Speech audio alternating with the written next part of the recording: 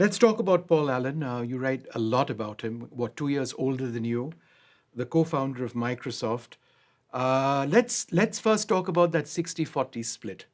And you put it down on a piece of paper and said, Paul, I need you to agree to this.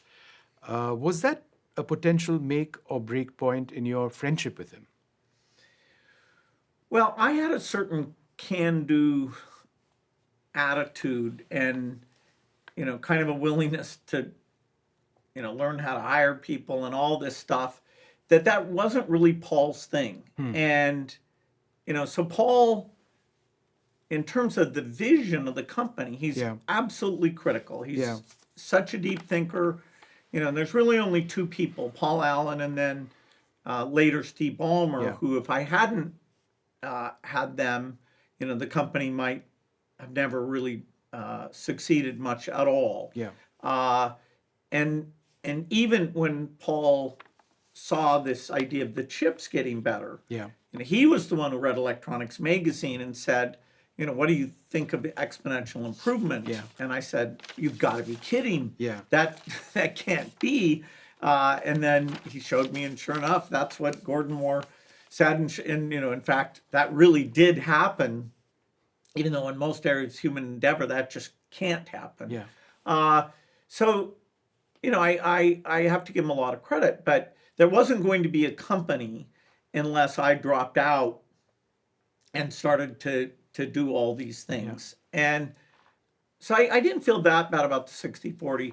There was a point where I pushed it even beyond that, that I do feel guilty about. I gave that extra share back when we hired Steve. I used those extra shares to fund Steve Ballmer's fortune because I had thought about it. But, I worked so closely with Paul, and Paul always worked for me.